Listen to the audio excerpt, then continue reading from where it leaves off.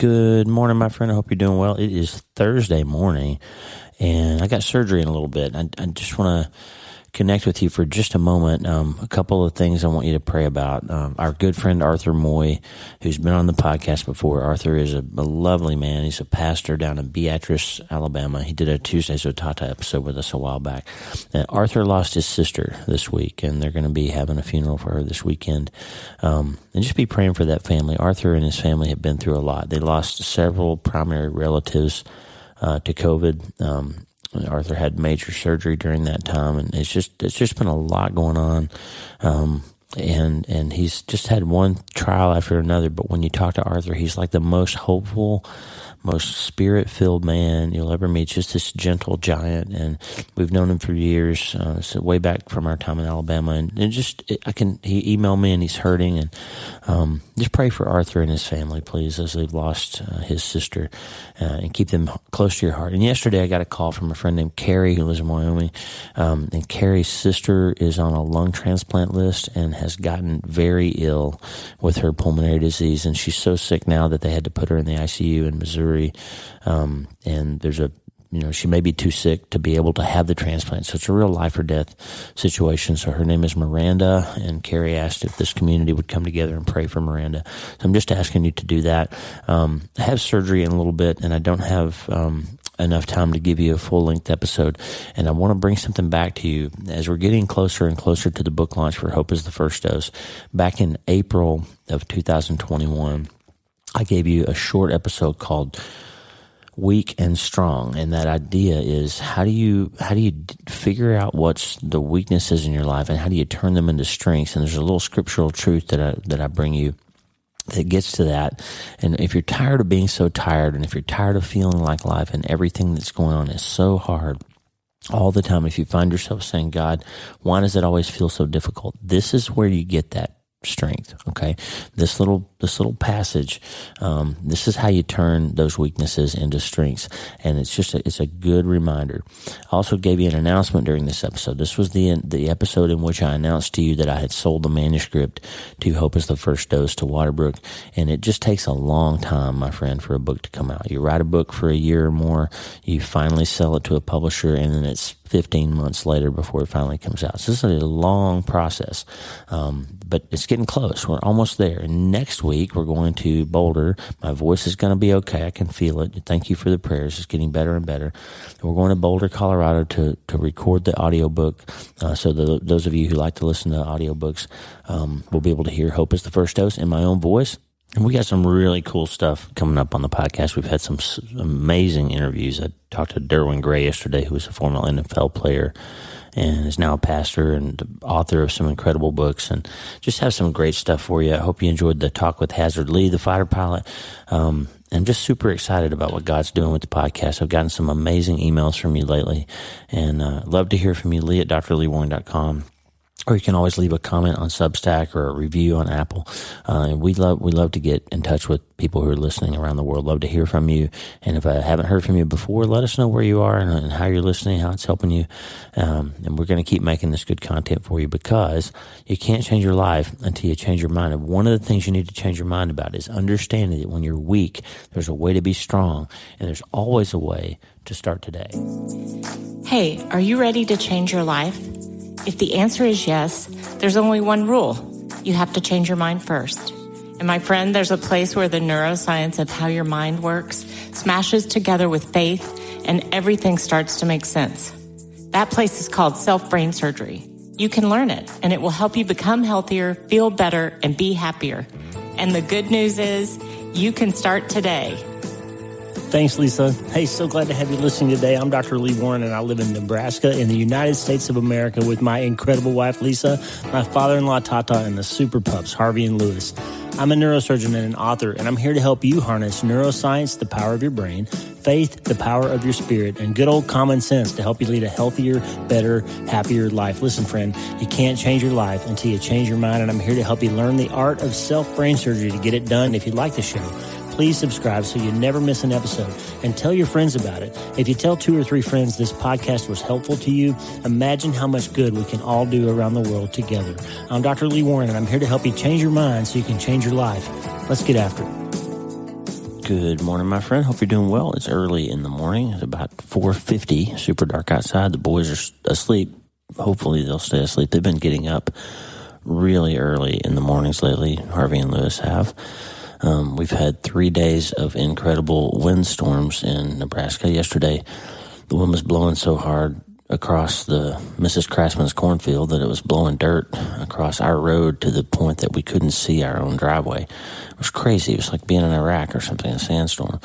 And the dogs haven't really known what to do because they go outside and they get blown away. They come back in and they're amped up because they want to go back outside, and it's just been this constant back and forth, and so they haven't been sleeping very well. But so far, Tata and I are up. Boys are still sleeping. Lisa's getting some rest finally after another kind of restless night. So a lot going on. Action April is in full throes here. If you are doing Action April with us, I'd love to hear from you. Lisa and Tata and I would love to hear what's going on, what you're trying to change, what you're swapping out, some imitation thing for something real for 30 days, how Action April's going for you. What are you talking less about and doing more about? And hit me up, lee@drleewarren.com. I'm going to give you at the end of this episode, Tommy Walker, our great friend, Tommy Walker Ministries, have released their Generation Hymns 3 album, as I've told you several times. I've played you several tracks from it, and it's available everywhere. You can get it for free on their website. You can download all the charts. If you're a musician or a worship leader, you want to do some of these songs in your church services. They've got training videos and just all kinds of stuff. But I've been listening to that this morning as part of my quiet time, and I just want to share this with you. I'm going to give you the song, They'll Know You're a Christian-Inspired Love, at the end of the episode, but Tommy has hit his stride. You know, he's I don't know how old you are, Tommy, if you're listening, probably close to 60, maybe. Anyway, he plays a guitar solo in the middle of this song. It's like Larry Carlton, or one of the great guitar masters. The video is so much fun to watch. Go check it out. I'll put a link in the show notes, TommyWalkerMinistries.org. You can click on media and then videos and it'll pop up, but I'll put you a link in there. But just listen to, right in the middle of the song, listen to this effortless mastery of a great musician in the, latter third probably of his career, just doing his thing. I love when I see people who are really good at what they do, doing their thing, whatever the genre is. Check this solo out. Here you go.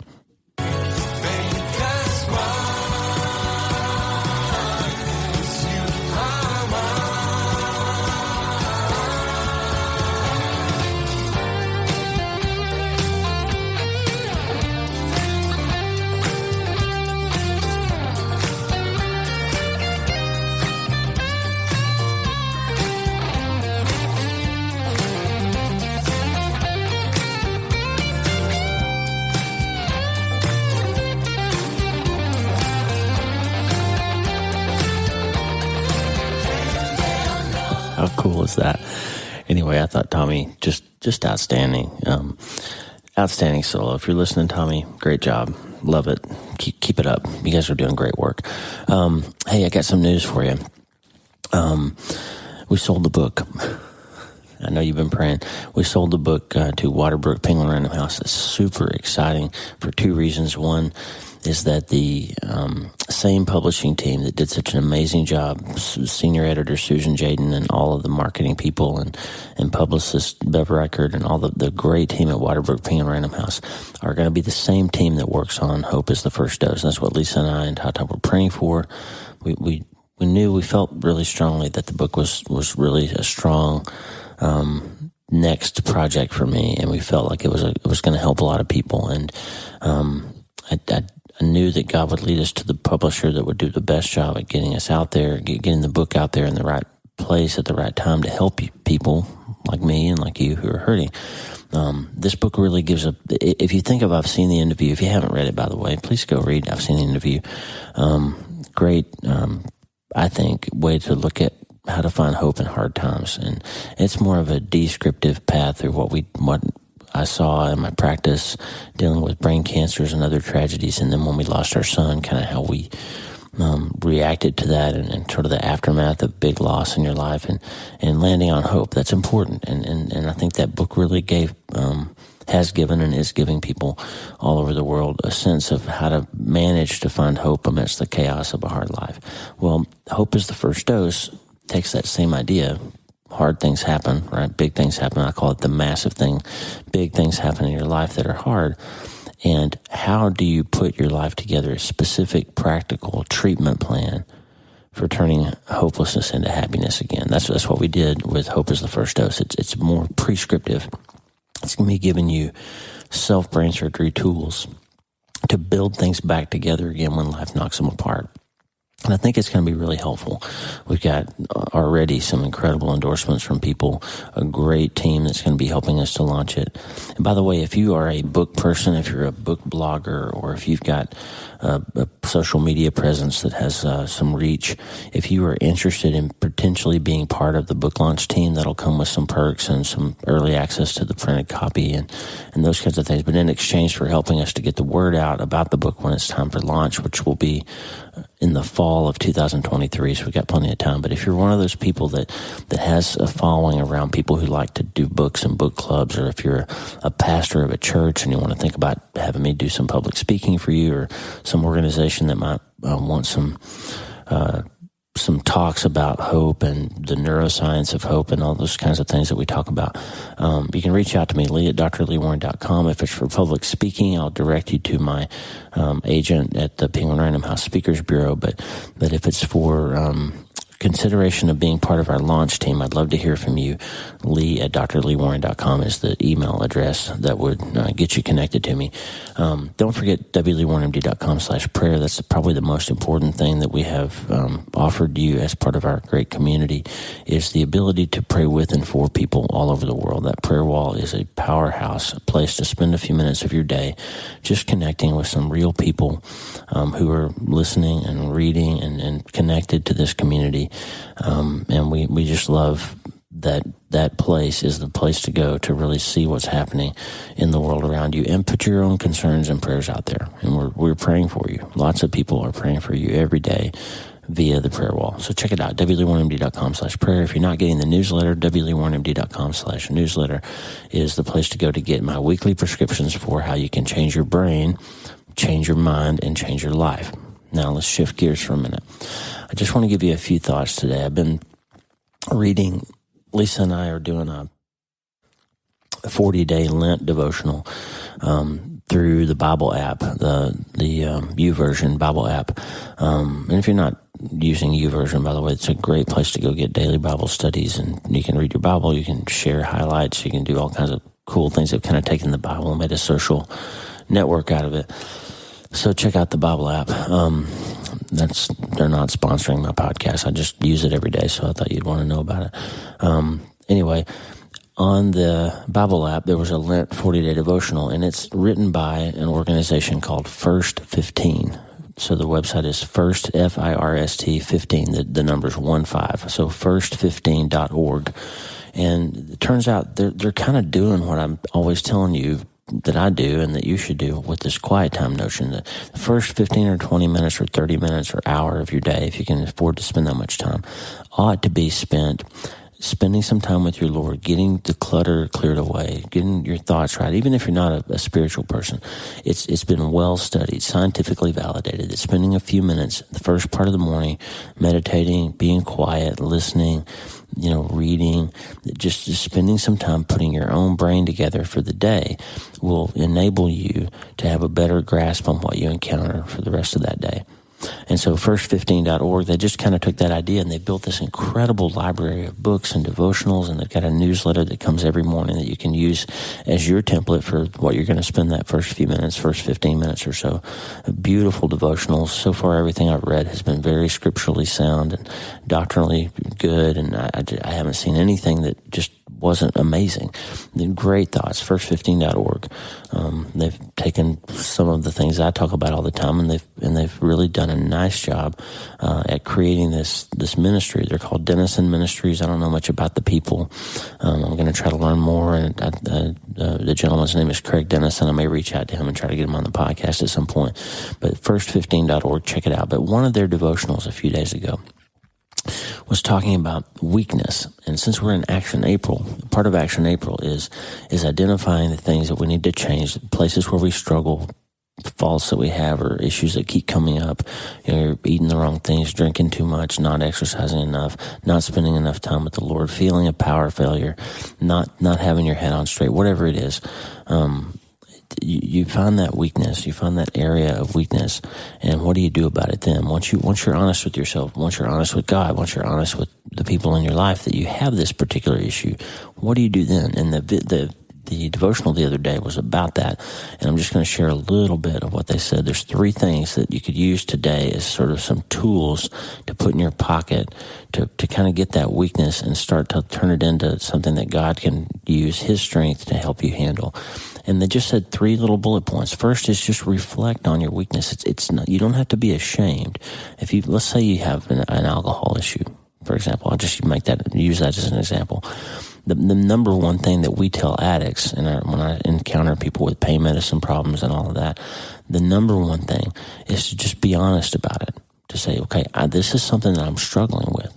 Don't let it be a habit that's just in auto drive. Don't put it on autopilot and just cruise with it. Just acknowledge it. Just say, hey, this is something that I'm struggling with. I have problems saying no to this thing. Okay, so the first thing is reflect on your weakness. What situations in your life seem to be devoid of the strength of God? They seem to be just up to your own weakness when willpower has failed you, and it's going on and on and on, and you seem to be powerless to stop it. What are those areas? So don't be ashamed of them. Don't beat yourself up. Just try to find them and acknowledge them and bring them to light. And Psalm 103:13-14 says, as a father shows compassion to his children, so the Lord shows compassion to those who fear him. For he knows our frame. He remembers that we are dust. Listen, God knows that you're weak. It's not a secret from him, okay? He knows the struggles that I have. He knows the places where I lack discipline. He already knows them. So the most important part is for me to know them, for me to acknowledge them, for me to bring them out into the light, because you can't get after a plan until you get right and real about who you are and what you're dealing with, right? You can't get clear about what to do until you're willing to acknowledge it. So spend a few minutes reflecting on those weaknesses. Number 2, now meditate on how God wants to be strong in your weakness. Think about the stories of people in the Bible who did incredible things solely by the strength of God. Clearly, there's tons of stories. Gideon's one of them, where the people clearly didn't have the power or the talent or the tools to do what God called them to do, and he equipped them to do what he needed them to do. That old line about God doesn't call the equipped, he equips the called, right? He doesn't say, hey, Ann, hey, Sally, hey, Brian, hey, Mark, I'm going to call you to do something because you're so strong and so great that I know you can do it. That's not what he does. He takes broken, weak people and gives them incredible abilities and opportunities to serve him. So meditate on God's desire to be strong in your weakness. 2 Corinthians 12:9. But he said to me, my grace is sufficient for you, for my power is made perfect in weakness. Therefore I will boast all the more gladly of my weaknesses, so that the power of Christ may rest upon me. 2 Corinthians 12:9. The third thing, ask God to be strong in your weakness today. So you've identified it, you've been willing to talk about it, you've brought it into the light, and you've meditated on how you know God, you can trust him. He really wants to help you. He wants to give you his strength to deal with this thing. And so the final thing is ask him to. Ask God to be strong in your weakness today. Ask the Holy Spirit to guide you and work in any and every situation you find yourself in. Ask him to guide your words and your actions and your mindsets and emotions, so you can live entirely in his strength. Because aren't you tired, friend? Aren't you tired of trying to do it on your own? Aren't you tired of trying to beat that thing and it always comes back around and seems to beat you instead? Aren't you tired of that? Isaiah 41:10 says this, fear not, for I am with you.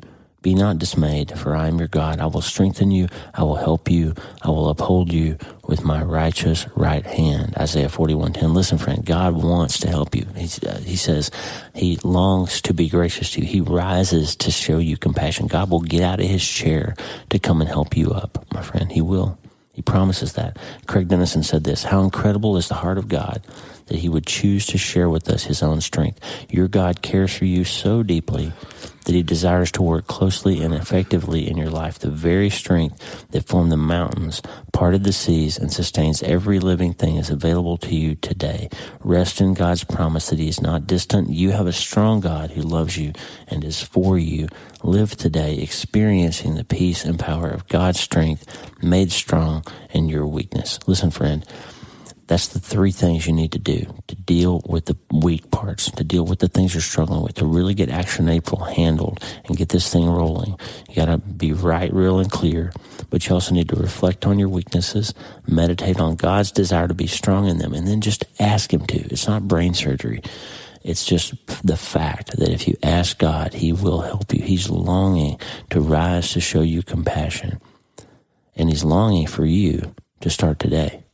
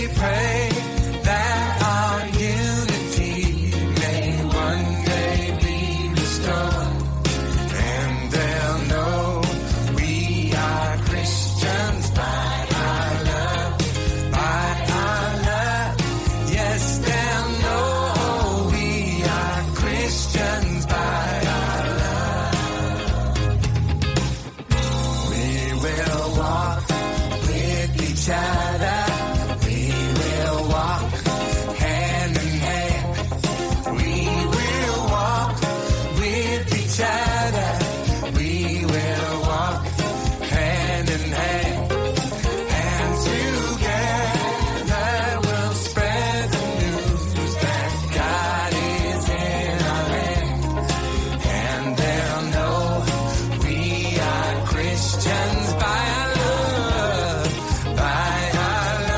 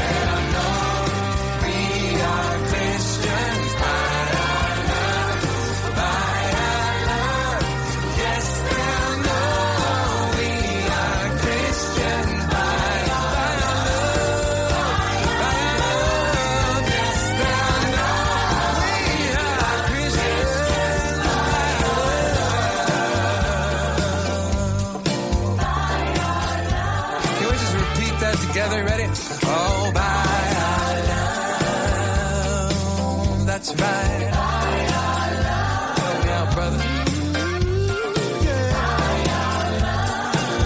How else will they know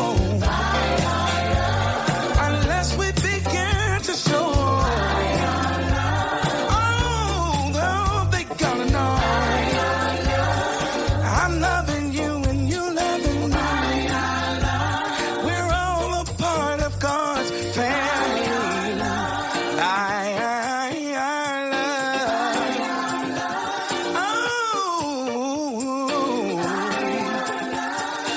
I wanna tell you, I'll show you by our love, by our love, by our love, by our love, by our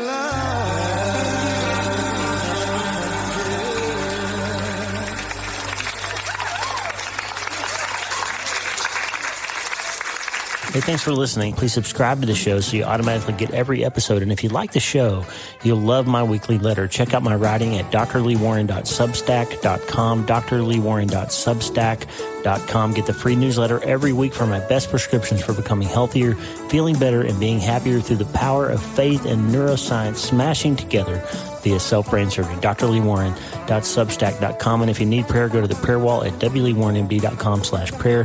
The theme music for the show is Make Us One by Tommy Walker, graciously provided for free by the great folks over at TommyWalkerMinistries.org. Check it out and consider supporting them. TommyWalkerMinistries.org. Remember, you can't change your life until you change your mind, and the good news is you can start today. I'm Dr. Lee Warren. I'll talk to you soon. God bless you, friend. Have a great day.